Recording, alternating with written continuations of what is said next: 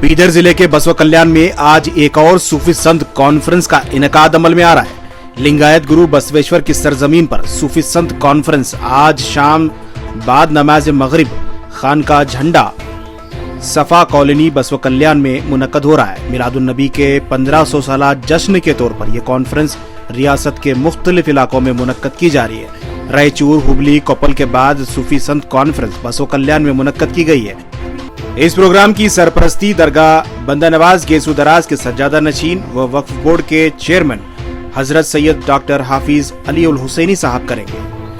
अली उल हुसैनी साहब को तहनीयत भी पेश की जाएगी। अली उल हुसैनी साहब हाल ही में बंदा नवाज गेसू दराज के सज्जादे बनाए गए थे। उसके बाद वो वक्फ बोर्ड के चेयरमैन भी मुंतखब हुए थे।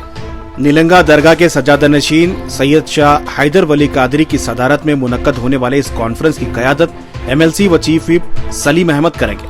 मुख्तलिफ मजहब के रहनुमा और मुख्तलिफ पार्टियों से ताल्लुक रखने वाले लीडरान इस प्रोग्राम में शरीक हो रहे हैं। अगर आप बसवा कल्याण में नहीं हैं और कहीं और बैठकर इस प्रोग्राम को रास्त तौर पर देखना चाहते हैं तो इस प्रोग्राम को सलाम टीवी इंडिया में शाम 6:30 बजे के बाद से लाइव किया जा रहा है। सलाम टीवी इंडिया के लाइव सेक्शन में जाकर इस प्रोग्राम को आप बराह रास्त लाइव टेलीकास्ट देख सकते हैं।